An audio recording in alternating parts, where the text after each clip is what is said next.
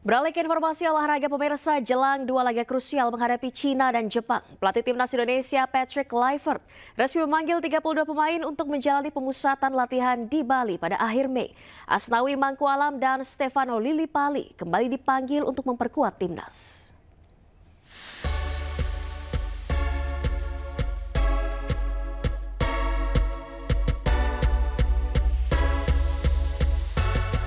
Pelatih kepala timnas Indonesia Patrick Kluivert resmi memanggil 32 pemain untuk mengikuti pemusatan latihan di Bali sebagai persiapan menghadapi dua pertandingan penting lanjutan kualifikasi Piala Dunia 2026. Pemusatan latihan dijadwalkan dimulai pada 26 Mei mendatang. Dalam daftar pemain yang dipanggil ada Martin Pas, Emil Audero, Hernando Ari, Nadeo, dan Reza Arya di posisi penjaga gawang. Sementara Jay Itzes, Miss Hilgers, Justin Hubner, Rizky Ridho, dan Jordi Amat menghiasi lini belakang skuad Garuda. Di posisi gelandang diperkuat Tom Haye, Joy Pelupesi, Ivar Yener, Nathan Choaon, Ricky Kambuaya, dan Marcelino Ferdinand. Di posisi sayap kanan ada Kevin Dick, Sandy Walsh, Eliano Renders, Yakob Sayuri, dan Asnawi Mangkualam. Di posisi sayap kiri ada Kelvin Verdong, Dean James, Sein Patinama, Yance Sayuri, dan Pratama Arhan. Sementara di posisi penyerang ada Ole Romeni, Rafael Struijk, Stefano Lillipali, Egy Maulana Fikri, Ramadan Sananta, dan Septian Bagaskara. Skuad Garuda dijadwalkan menghadapi Tiongkok pada 5 Juni 2025 di Stadion Utama Gelora Bung Karno, Jakarta. 5 hari berselang, tim asuhan Kluivert akan bertandang ke markas Jepang pada 10 Juni 2025. Dua pertandingan mendatang akan sangat krusial bagi Indonesia untuk lolos otomatis ke Piala Dunia 2026 atau melaju ke putaran keempat kualifikasi Piala Dunia 2026 zona Asia.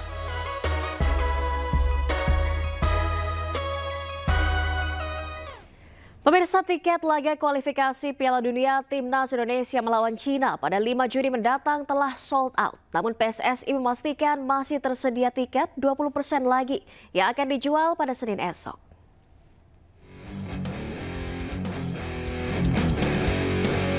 PSSI memastikan tiket laga Timnas Indonesia dalam putaran ketiga kualifikasi Piala Dunia 2026 melawan Cina 5 Juni mendatang masih tersedia.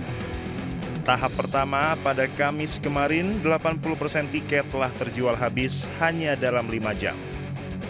Untuk pertandingan ke-9 yang akan digelar di Stadion Gelora Bung Karno, PSSI melalui anggota Komite Eksekutif atau Exco Arya Sinulinga menyebut tiket masih tersedia 20% dan akan dijual pada hari Senin besok mulai jam 1 siang. Penjualan tiket tersisa akan kembali digelar secara online.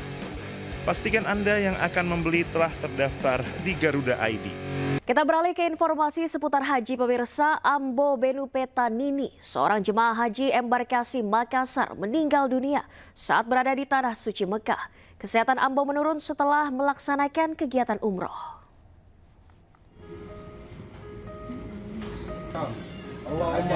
Seorang jemaah haji embarkasi Makassar meninggal dunia saat berada di Tanah Suci Mekah usai dirawat di rumah sakit. Ketua PPIH Embarkasi Makassar, Ali Yafid, mengatakan anggota jemaah haji bernama Ambo Benu Petanini berusia 62 tahun dinyatakan meninggal pada Jumat 16 Mei lalu. Ali Yafid mengungkapkan kesehatan Ambo menurun setelah melaksanakan kegiatan umroh. Ambo sempat dirawat di hotel sebelum dibawa ke rumah sakit. Al Ismail membenarkan bahwa salah satu jamaah lagi dari embarkasi Makassar Kloter 3 asal Kabupaten Sinjai namanya Ambo Benu Petarini, umur 62 tahun itu meninggal dunia di Arab Saudi setelah melaksanakan aktivitas umroh, kemudian kondisi kesehatannya menurun karena memang ada riwayat penyakit jantung sebelum berangkat. Beliau memang mengkonsumsi obat-obat yang terkait dengan jantung. Dengan meninggalnya Ambo Benu Petanini, tercatat 3 anggota jemaah haji embarkasi Makassar telah meninggal dunia di Tanah Suci.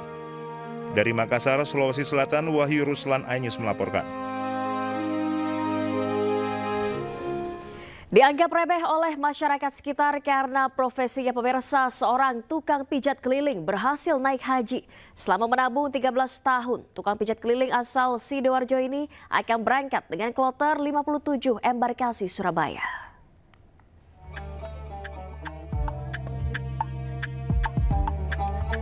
Profesi tukang pijat keliling dari rumah ke rumah sudah dilakukan perempuan asal Sidoarjo ini sejak tahun 2000. Dalam sehari, wanita yang bernama Umi Sulka ini dapat mengantongi 50 hingga 100 ribu rupiah. Tahun 2012, perlahan-lahan ia menabung rutin sebanyak 20 hingga 30 ribu rupiah per hari untuk berhaji. Kemudian dirinya menyetorkan ke bank agar mendapatkan kursi haji. Awalnya banyak warga yang menganggap sebelah mata dari kemampuan Umi untuk berhaji. Namun berkat kedisiplinannya menabung selama 13 tahun, Umi berhasil mendapatkan kesempatan berhaji di tahun 2025. Umi akan berangkat haji bersama rombongan kloter 57 Sidoarjo menuju asrama haji Sukolilo, Surabaya, dan terbang ke Tanah Suci Senin 19 Mei 2025. Alhamdulillah, bersyukur sekali. Karena tidak semua orang bisa naik haji berkat, tapi banyak orang yang meremehkan seorang tukang pijat ini.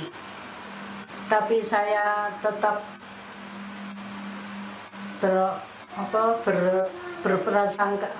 berbaik sangka. Umi berharap ibadah haji yang dilaksanakannya bisa berjalan lancar, mulai dari sejak berangkat hingga pulang nanti. Dari Sidoarjo, Jawa Timur, Pramono Putra, iNews melaporkan.